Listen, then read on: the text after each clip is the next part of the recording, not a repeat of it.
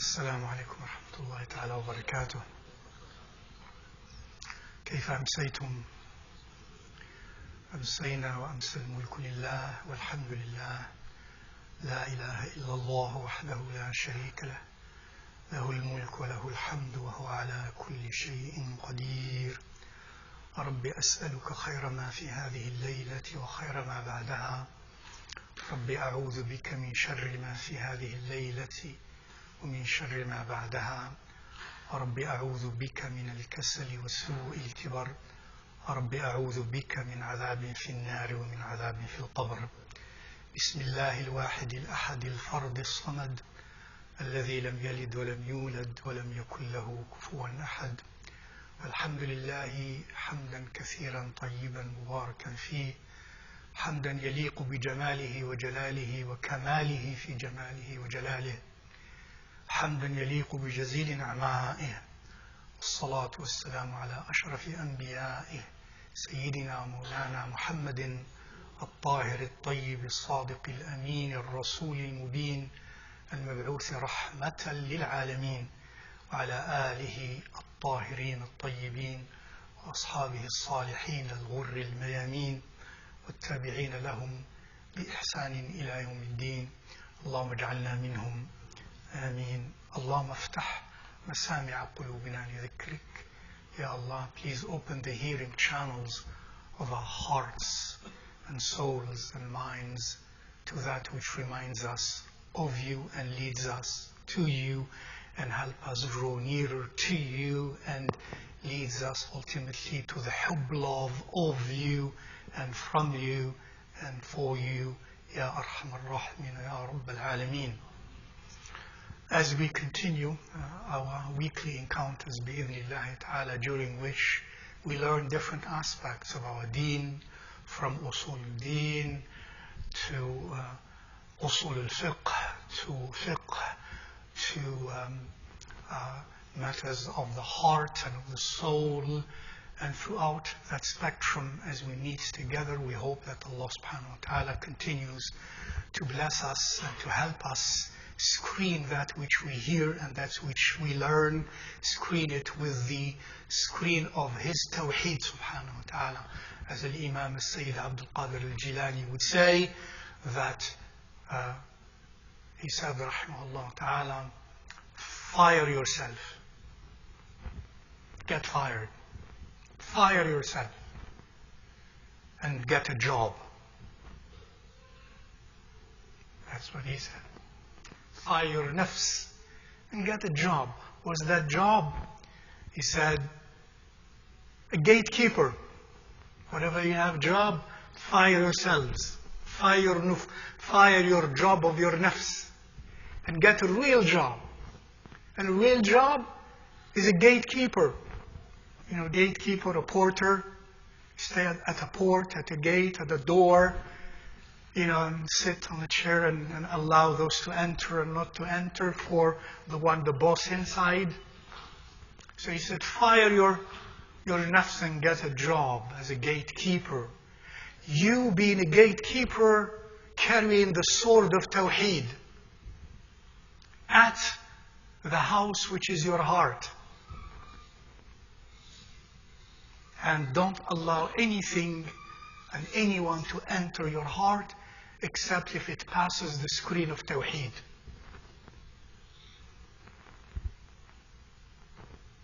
Otherwise, chop its head with the sword of Tawheed. Tawheedullah Azza wa Jal. If any feeling, any emotion, any drive, any thought wants to enter my heart which Allah does not love, which does not pass the test of Tawheed, it shall not be allowed. I shall not allow it inside of my heart. May we be always in that hal, in that condition. And those, rahimahullah ta'ala, who walked in the footsteps of these scholars and these awliya, who walked in the footsteps of Rasulullah Sayyidina Mawlana sallallahu alayhi wa alihi wa sallam. One of them also taught, rahimahullah ta'ala, and I shared that with some of you before, and it helps to review that always, inshaAllah ta'ala, is Remember, ربما وردت عليك الأنوار فوجدت القلب محشوا بالآثار فارتحلت من حيث نزلت. He said, perchance, anwar, lights, spiritual gifts from Allah Azza wa Jal, gifts to the soul and to the spirit and to the mind and to the heart. They're called lights because they illuminate these loci.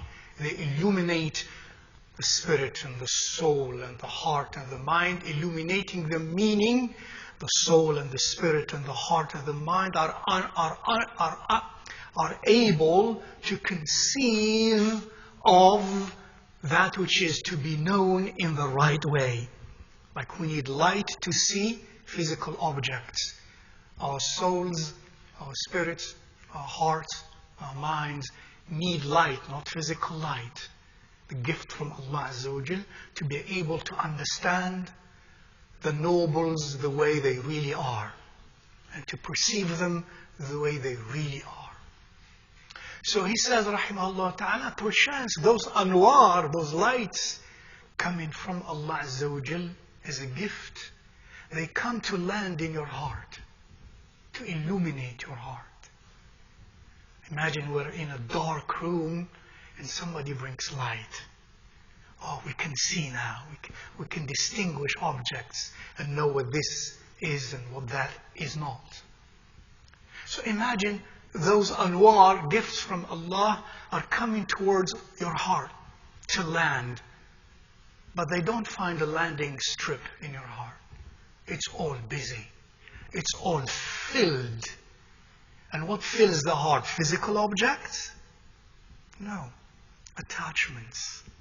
Emotional attachments, psychological attachments, things we like and things we dislike, things we are attached to, and things we don't want inside. Emotionally, we are saturated. We have so much inside of attachments or detachments or connections or disconnections inside of us. The qalb is filled. So those anwar do not find a place to land. So what do? He says?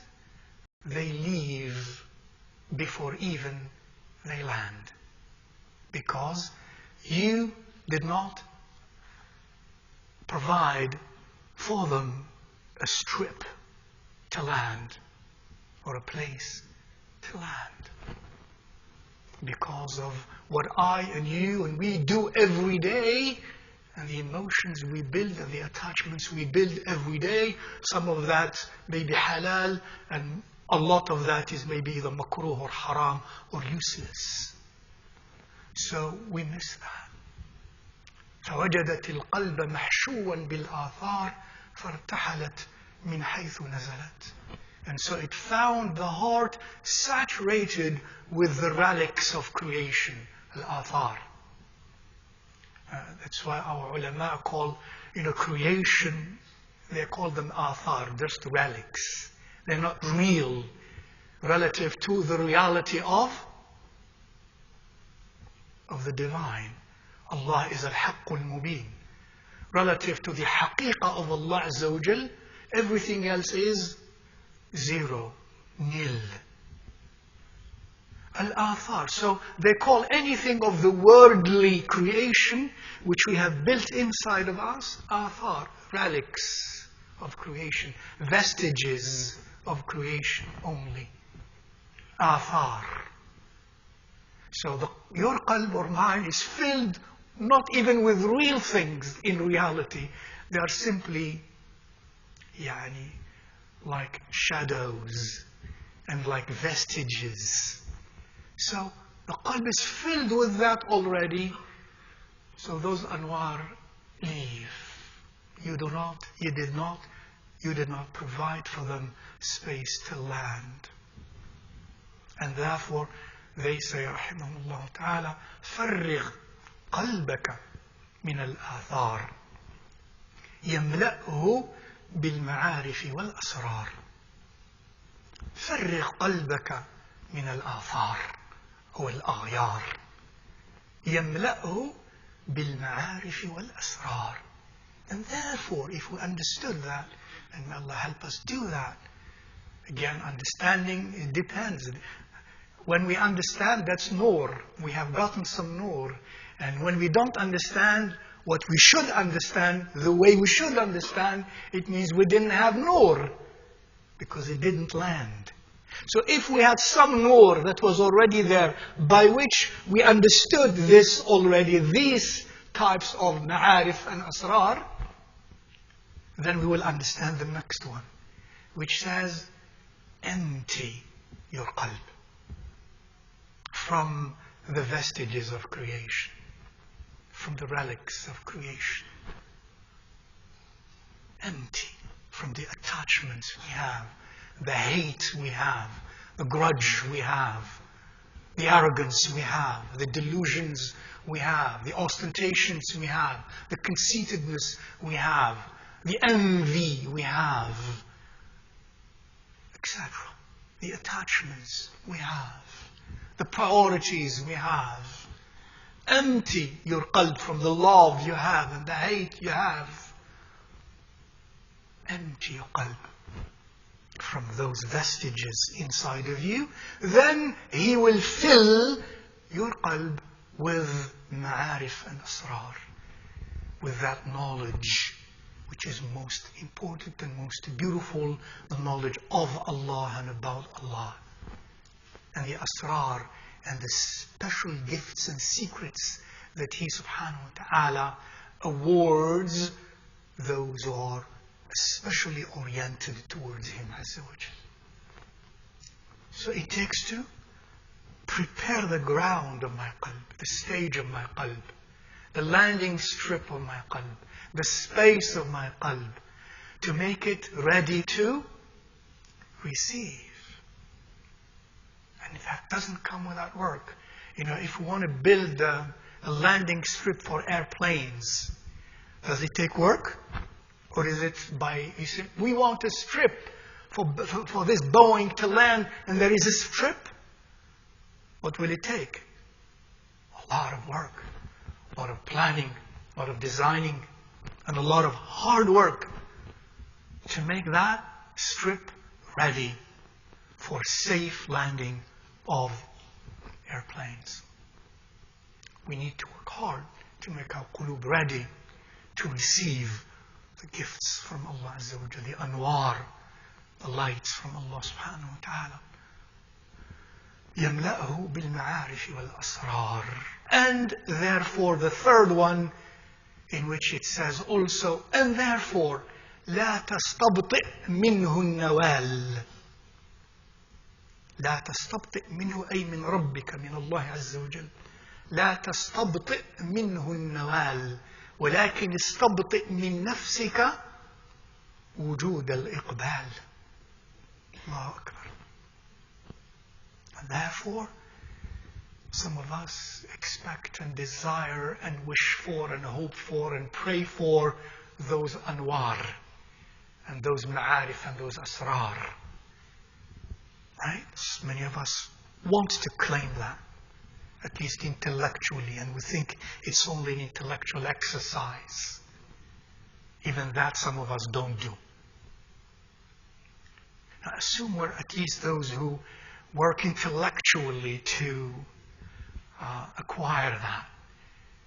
So he says to those who seek and are like that, and when we seek that and we want that, then we've been praying and hoping and desiring and wishing, but it doesn't happen. Why didn't it happen? I have been waiting, I have been praying, I have been pleading, I have been learning. So he says, rahimahullah ta'ala, do not accuse your Lord of delaying those gifts, but you should accuse your nafs for it not being ready yet to receive.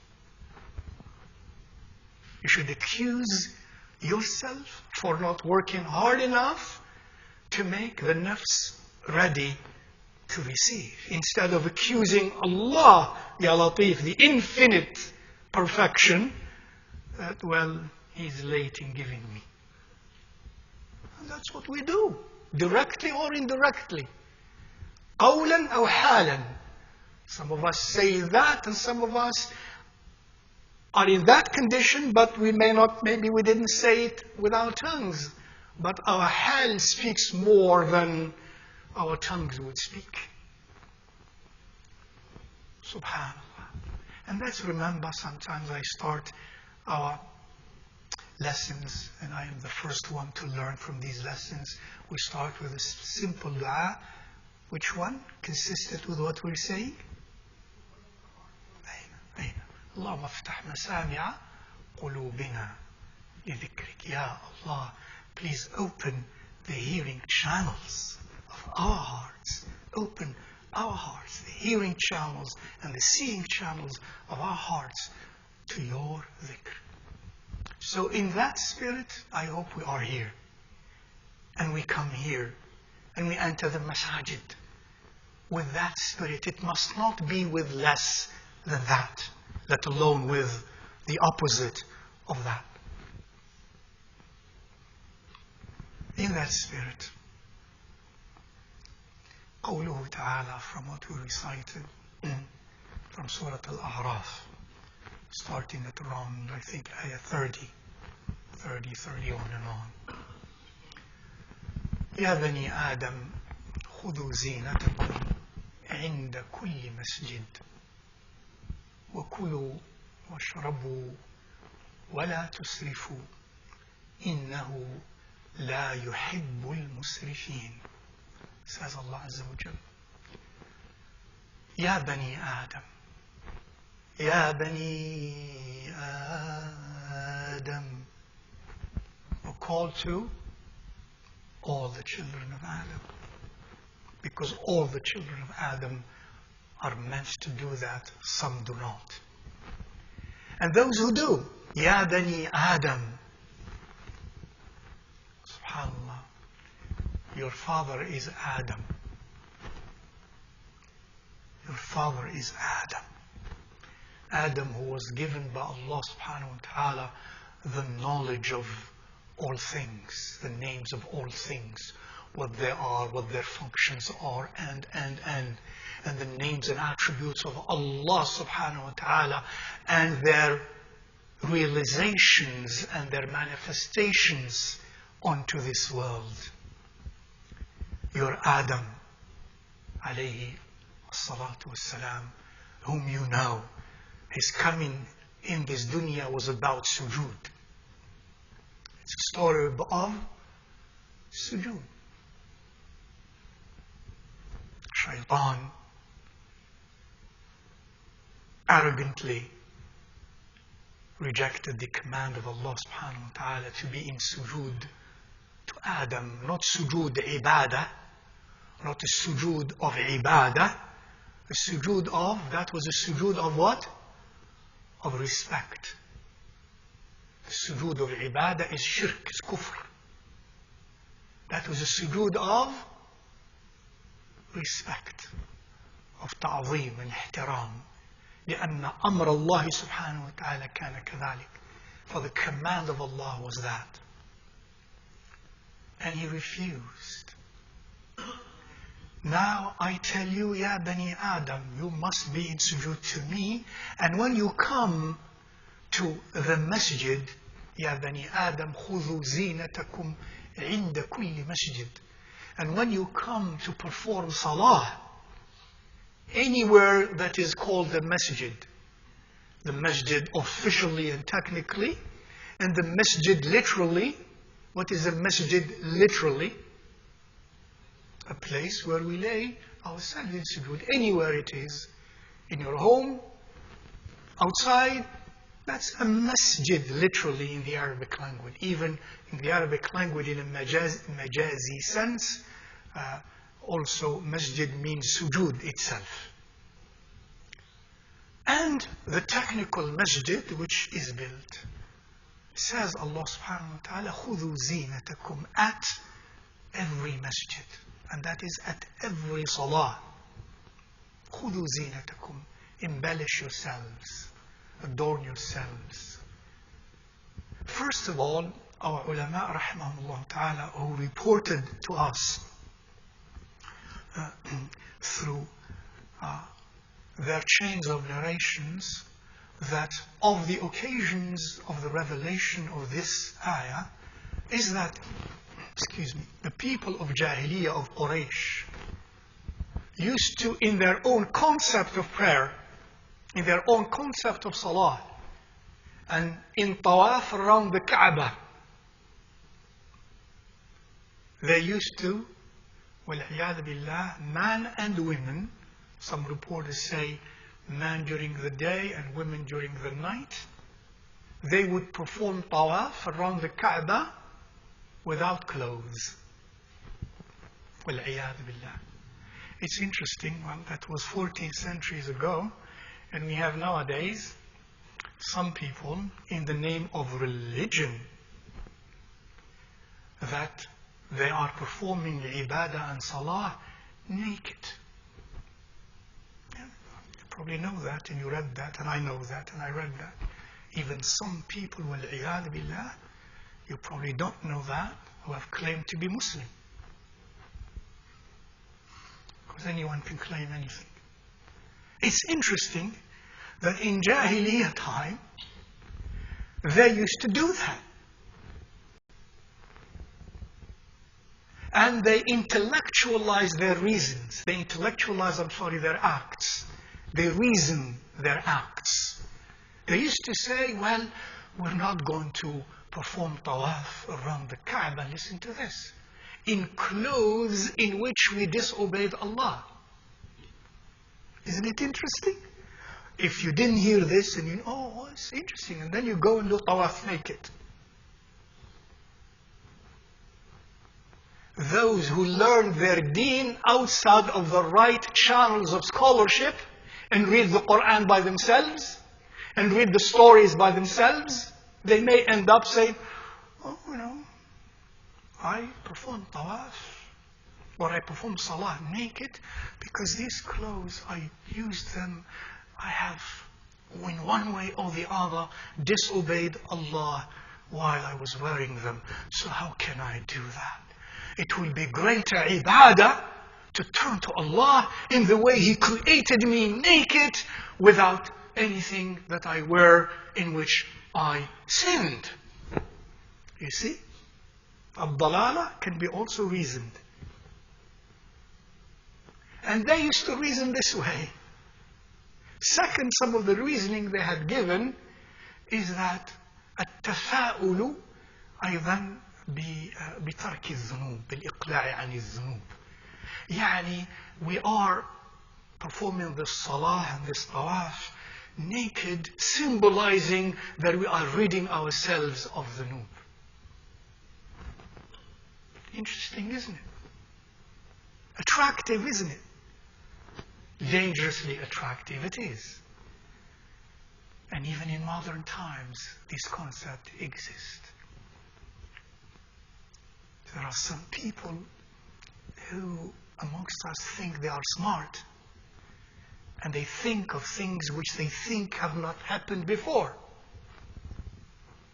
Especially when we miss the proper channels of knowledge. And we may argue in ways that are very interesting to us.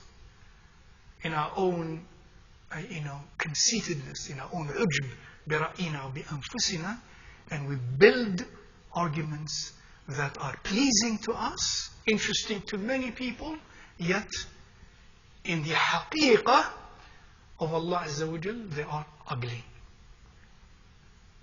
So they used to do that. So Allah Azza wa Jal says, don't do that. Don't do that. Your argument is not the divine argument. That's a trap of shaitan. What you are doing is worse than your thought of sinning in those clothes. Don't do that. خُذُوا زِينَتَكُمْ. Embellish yourself, adorn yourselves. And the least of zina, the least of embellishment and adornment is to cover properly all our awra, as it is said. All our awra is to be covered properly, man and women. Man and women.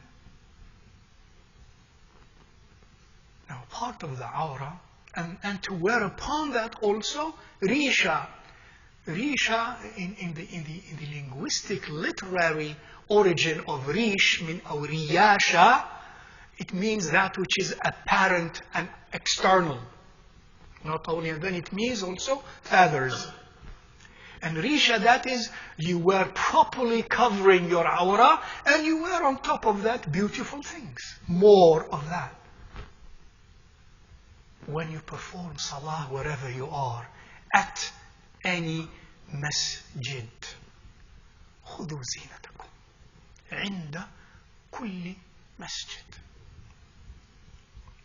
And the awra in salah, my beloved brothers and sisters, many of you know that, and maybe some of us don't know enough.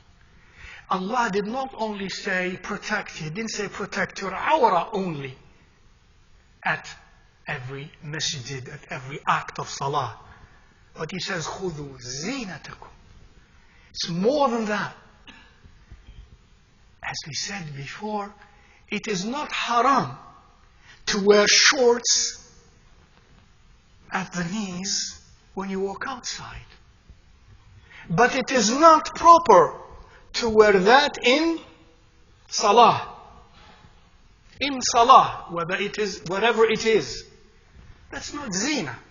You know why in the earlier days they used to wear things like that? Because they were so poor. The Sahaba radiallahu ta'ala, they were so poor. They didn't have even an izar that would be longer. All they could have is one piece. And they cover with it their top, and they cover with it whatever they can cover. And it's not enough for them. It's a cloth they need to buy. You can't imagine now that that was the case. So those people, if they came to the masjid like that, that's the only thing they could afford. La haraj. But we live in the United States of America. United as we are. And you come to Allah for salah in shorts? هذا ليس زينة. This is not خذوا زينتكم عند كل مسجد. We speak of our sisters must be covered properly, walhamdulillah. They should not wear anything that is preferably makruh, not even makruh, and certainly not haram, in the way some of our beloved sisters dress. With makeup, coming to the masjid. That's not the zina that Allah spoke of. The zina that Allah spoke of is elucidated by what Rasulullah ﷺ mentioned in the many texts, how, alhamdulillah, a noble, intelligent, Allah-loving, spiritual woman should dress. And especially عند المسجد, for salah, in the house of Allah or anywhere. It should be properly dressed, such as everything is covered except the face and the hands. Properly covered. And properly means properly. It doesn't mean that we wear tight pants to shape the awra and come to salah and walk with that freely. That's not proper. That's either makruh or haram. Why is that? First of all, Rasulullah sallallahu alayhi wa sallam, my beloved sisters and brothers, حفظكم لعن الله المتشبهات من النساء بالرجال والمتشبهين من الرجال بالنساء, and many other hadith. That Allah subhanahu wa ta'ala يلعن, you know what la'na is, ya Latif? Those of women who appear like, including the way they dress, like man. And the la'na is of man who appear like, and of that dress like, women. Men use nowadays pants, things that used to be just identifying a man. Of course, with the 60s and the sexual revolution, etc., we have some instances there is no dress for man and woman. Tashabbuh has become something of a culture. That's not proper. Secondly, when Allah has described the awrah, that it is haram to be exposed, the awrah, some awrah of the man is the same as the awrah of a woman. The mughallada awrah, the major awrah, the serious awrah of a man and of a woman, for example, when it comes to the posterior and the front and the farj and the fakhidain, that's the same awrah for both men and women. Now a woman, hafizakumullah, it's not proper for her to shape her awrah. It's covered, but it's shaped. You know what I mean?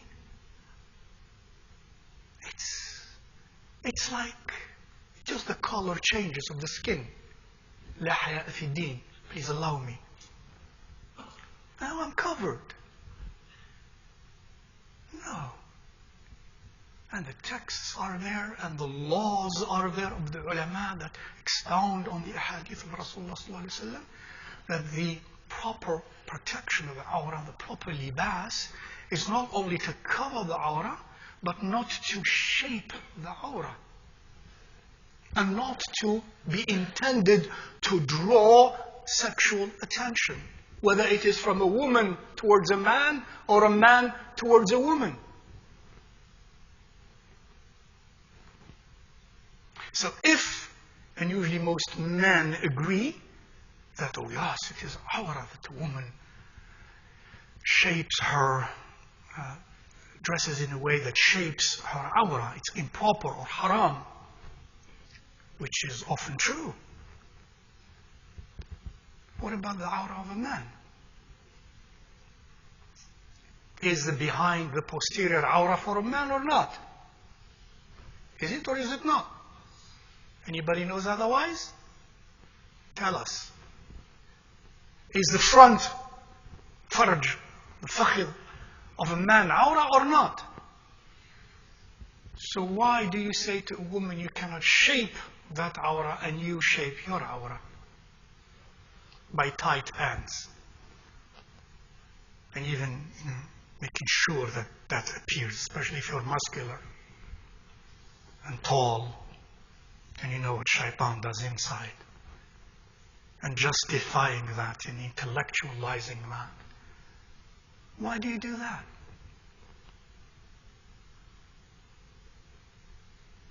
Both are wrong. Both are wrong. خذوا زينتكم عند كل مسجد, says Allah subhanahu wa ta'ala. When you come to a masjid, when you come to salah, be in your zina. And these are ways by which Allah and His Rasul sallallahu alayhi wa sallam, through our proper channels of ilm, have communicated to us what is proper zina. What is proper zina.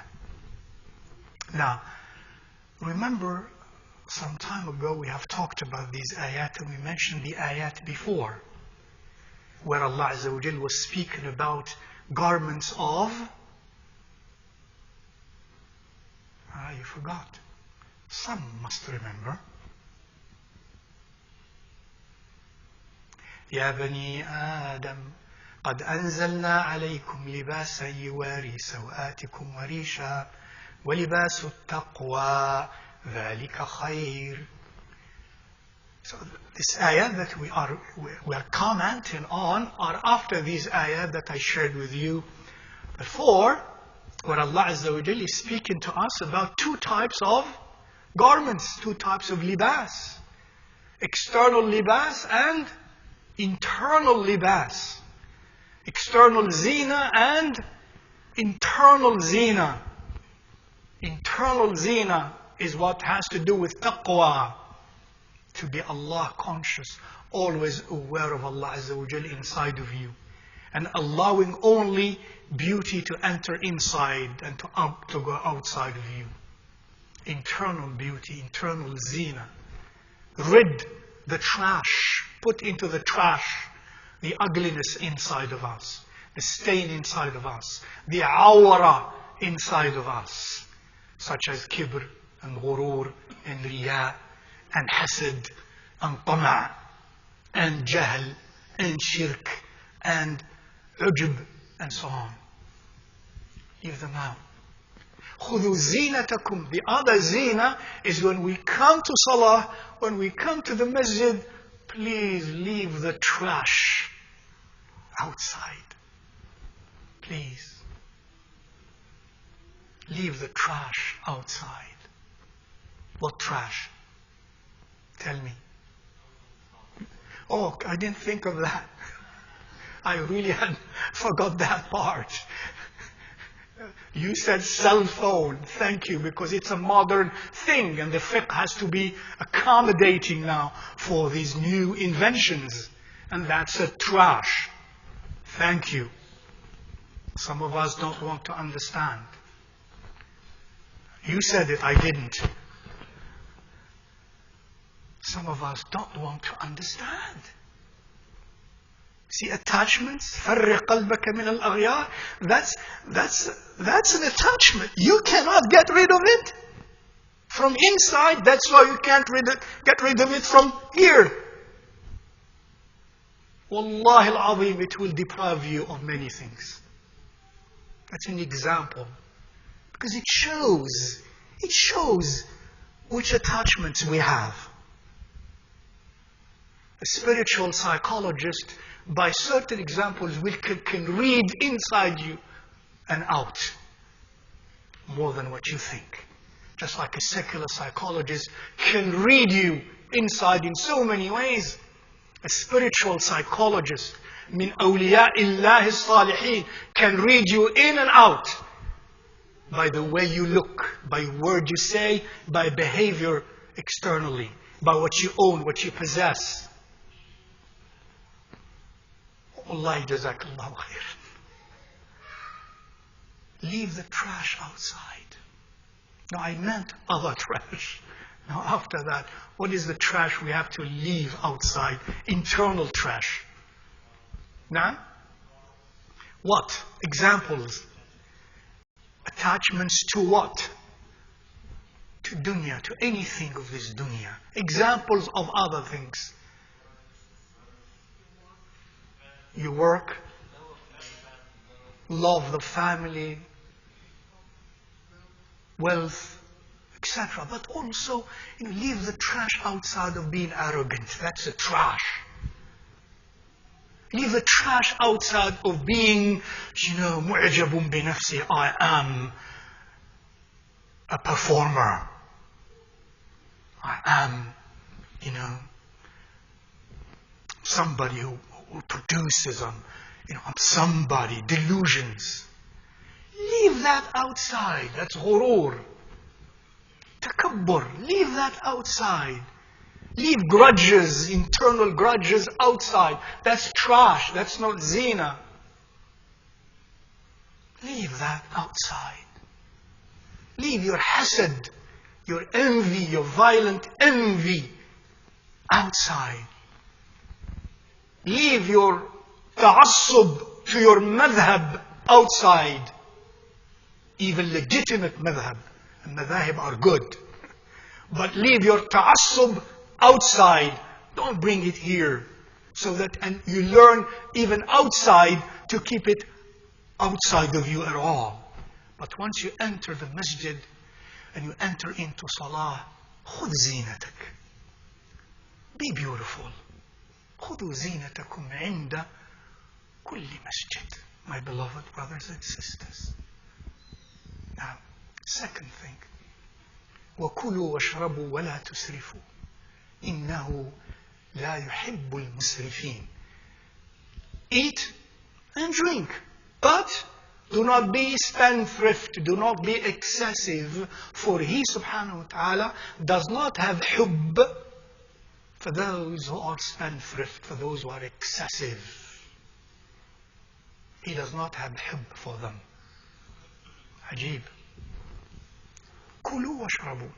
Part of what the people of Jahiliyyah, in their notion of ta'abbud, also, in addition to what we said about being in salah and in tawaf, their own salah and in tawaf, with improper clothing, they also used to say during Hajj time especially, we're not going to eat meat, we're not going to eat things that have dasam, it has dasam.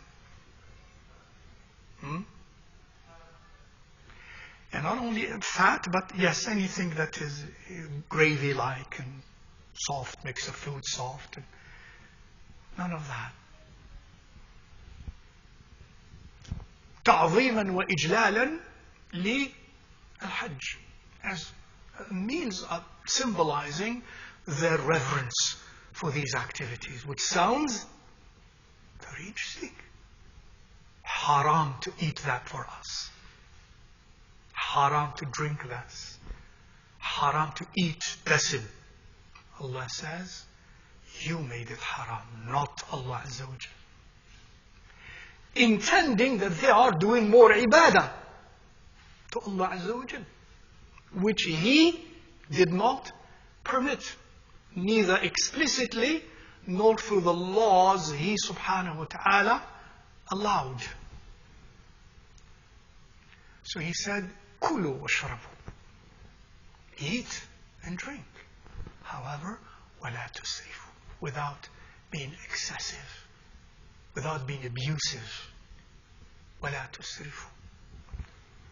And therefore, we are all instructed, those who are instructed to enter the salah in zina, part of our relationship with Allah Azza wa Jal. Now when we are outside and we trade and do business and buy and sell, avoid israf. Be moderate and balanced. Example, in the way you eat and drink. First of all, anything haram is israf. Anything haram, defined as haram by Allah and or His Rasul sallallahu alayhi wa alihi wa sallam, is part of abuse and excess. And that's israf. And second also, to eat and drink when we need to eat and drink, but we are excessive in doing that, in satisfying our natural needs of eating and drinking. Many of us are abusive and excessive. It is related that Rasulullah said in Nusrat al-Imam Ahmad, for example, and others related, he said sallallahu alayhi wa sallam, Kulu wa sharabu wal basu wa tasaddaqu min ghayri makhilatin wala israf. Min ghayri makhilatin wala israf. Eat, drink, dress, and give in charity. Without, as you drink and eat and dress, and even sadaqah, without, in doing that, without makhila, doing that to show off. To dress to show off. Even if it looks not so expensive, but it is something that is intended to show off. مخيلة من الخيلاء, or that it is used and intended by israf, which is excessive. Don't do that. said he sallallahu alayhi wa sallam. When we eat and drink, we should not eat until we are hungry. And this is where many of us already fail, and the generations come in, it's getting worse. The more we have, the more we violate this noble, beautiful teaching. We should not eat because it's time to eat. Did you notice what I say? We should not eat because it's time to eat. This schedule for eating. Everybody's maybe even wondering what's wrong with that. Because it has become a culture, it has become a norm. Nobody thinks it's not normal. It's not normal. Unless it coincides with what? I am hungry. I don't eat because it's time to eat. I don't eat because we got together. I don't eat because it's a party. I don't eat because it's a celebration. I should eat because I am hungry. That's number one. If I eat when I'm not hungry, that's israf. It is said that Rasulullah sallallahu alayhi wa sallam said, نحن أمة لا نأكل حتى نجوع وإذا أكلنا لا نشبع. That the characteristic of this ummah is that we eat only when we are hungry. And when we eat, we don't eat until we are full. Otherwise it is israf. So Rasulullah sallallahu alayhi wa sallam is related to have said in hadith, the last part of which is famous, but the first part of it is not so famous amongst even scholars, it seems, who know that amongst us, but somehow we don't say that often, maybe because we don't apply it. Because he said sallallahu alayhi wa sallam, يعني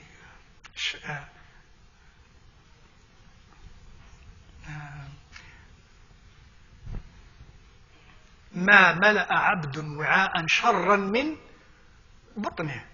First of all, it started like this. The human being has not filled any container worse to be filled than the stomach. Containers, we fill containers with water, with grain, with this, with that, with clothing. The worst container you fill fully is your belly, is your stomach. Subhanallah. Of course, doctors know, and even doctors don't practice when it comes to this. Doctors know the ills of eating regularly fully. But some doctors die because of some of the reasons Allah willed, is that there are reasons of eating improperly and overeating and so on. Number one.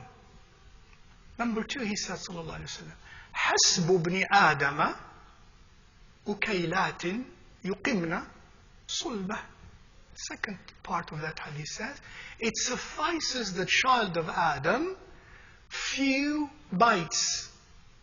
And in one riwayah, لقيمات, few bitelets. A bitelet was a bitelet? Small bite. It suffices the child of Adam few bites or few bitelets in order to stay standing. يقمن صلبة, which is a majaz, a metaphor for being healthy enough. And then he says, فَإِنْ كَانَ لَابُدْ. And then if he or she has to eat more, the rule is what? The rule is what came before. That's the rule. Now the exception is this one. Now what have we made? We made the rule this one. And the other one, nobody talks about it. What comes next, which you all know, is the exception, not the rule. May Allah forgive us. Because he said, sallallahu alayhi wa sallam, and if you have to eat more, then third for food, solid food. The third for water. And then the third for nafas, air. فثلث لطعامه وثلث لشرابه وثلث لنفسه, said he sallallahu alayhi wa sallam. In other words, if we ate violating this rule that comprises 1, 2, 3, then what are we practicing? Israf. We could be in israf. We could be abusing those ni'am of Allah Azza wa Jal. The other type of abuse also, an excess, that Rasulullah sallallahu alayhi wa sallam mentioned when he said, what Imam Abu Ya'la in his Musnad related, he said sallallahu alayhi wa alihi wa sallam, inna min as-sarafi, it is of abuse and excess, an ta'kula kulla ma ishtahayt. Ya Rabbi ghufranak. Inna min as-sarafi an ta'kula kulla ma ishtahayt. It is of abuse and excess to eat every time or everything you like. Now we should all do this. We should all lower our heads. إِنَّ مِنَ السَّرَفِ أَن تَأْكُلَ كُلَّ مَا اشْتَهَيْتَ. And many of us do go to work and make money to do what? To eat what I like. To buy what I like. To dress and buy, to dress what I like. I buy. What's wrong with that? Well, you're not, in that case, we're not that balanced person. We're not that balanced mu'min. One time Sayyiduna Umar, it is related by the ulama, that Sayyiduna Umar radiallahu ta'ala anhu, when he was a Khalifa, I think, he saw his son, and his son was not just a little boy. Sayyiduna Abdullah ibn Umar, he saw him, and he, how he, radiallahu ta'ala, used to make sure that the city is behaving well in every aspect of law and of morality and so on. So he sees his son in the souk, in the market. What are you doing here, Ya Abdullah? Ya Abati, he says, dear father, I'm in the market. What are you doing in the market? I want to buy something. What did you go to buy? I want to buy some khalia. Khalia, that's dried meat, jerkies. Nowadays, you call them jerkies, not jerks. Jerky, beef jerky, and that's dried meat. He says, لماذا؟ اشتهيته يا أبي. I desired it.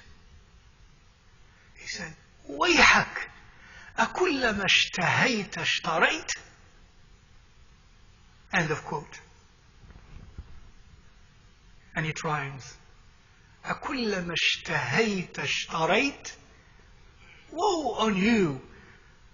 Do you buy everything you desire? Do you buy everything you desire? You should not buy everything you desire. Of course, nowadays the people in business would be very disappointed at this. But we tell them, don't worry. It will bring barakah to your business. It will bring blessing to your business if you follow these rules. That's also from Israf, my dear brothers and sisters. إِنَّ اللَّهَ لَا يُحِبُّ الْمُسْرِفِينَ. Verily Allah does not have hubb, love, for those who practice israf. And now israf, we gave examples, Allah gave us examples of israf, but israf in so many matters in life. As Imam Ibn Jarir al-Tabari in his tafsir would say, rahimahullah ta'ala, al-musrifun hum al-muta'adduna حد الله سبحانه وتعالى في الحلال والحرام الغالين في تحريم الحلال أو الغالين في تحليل الحرام. Or israf is that israf, that abuse, that excess in any limits set by Allah subhanahu wa ta'ala and the balance set by Allah subhanahu wa ta'ala. And those who are excessive in making something haram halal, that's israf, or making something halal haram, that's israf, in all matters. If we had time, we would elaborate more on this point of making something that is halal haram and making something that is haram halal in fatawi and in the opinions of Imam X and Imam Y and the statements let loose in a khutbah of Jum'ah or in a dars by somebody who has the podium and has the power to do so, forgetting all the rules of what is halal and haram, not being equipped enough to know the rules of halal and haram, and it becomes excessive in making something haram which is not haram, which is maybe makruh or halal, or maybe even mustahab, or something that is haram made halal as well. That's israf. Because the mufti is like a signatory from the authority of Allah Azza wa Jal. Al-muwaqqi'una ala rabbil alameen, as one alim called them. I'lamul muwaqqi'een ala rabbil alameen. The person who gives a fatwa is like he signs a document that this is notarized, that Allah says this is haram, or his Rasul sallallahu alayhi wa sallam says this is haram or halal. Inna Allah la yuhibbul musrifin. Allah does not have hubb, love, for those who are excessive in the hudud of Allah Azza wa Jal. And those of us who don't research enough, who are not equipped enough, who don't look historically into all what the ulama have said, enough of all of that, and look by themselves at a hadith or at an ayah of the Quran, ignoring all of that, that's an israf. That's somebody who did not do enough before he says or she says or they say, this is the hukm of Allah. And to make that statement, one has to exert himself to the utmost, intellectually, rationally, and spiritually, exert himself to the utmost as required before embarking into analyzing and then coming to a conclusion. And that's israf. Inna Allah la yuhibbul musrifin. Next time we will meet, inshallah. When we meet, inshallah ta'ala, we'll hopefully continue at this point, especially if you remind me. If you don't remind me, even if I remember, I won't continue. Because if you don't remind me, it means you forgot it completely. There is no interest, and therefore I am not interested either. So please remind me, inshallah ta'ala, next time we meet, before we meet, just to feel that you have reviewed and you have questions that you have prepared, inshallah ta'ala, and we continue to say a few important things about this matter as well. But remember how we started first. We started with a spiritual message, and we are connecting it to a rational, intellectual, shari'i message. We must never forget of the balance, and the absence of israf is not to break between the two. To break between the two is israf. Don't allow anymore your deen to be taught to you with the absence of the spiritual dimension, or with the absence of the rational dimension. Both of them are our deen. The intellectual must be put in the envelope of the spiritual, and then you send it. May Allah subhanahu wa ta'ala help us be of those who listen to the words of admonition and follow the best of them. اللهم اجعلنا من الذين يستمعون القول فيتبعون أحسنه. اللهم فرق قلوبنا من الآثار والأغيار واملأها بمكارم الأنوار برحمتك يا أرحم الراحمين يا رب العالمين. وصلى اللهم وسلم وبارك على سيدنا مولانا محمد الفاتح لما أغلق والخاتم لما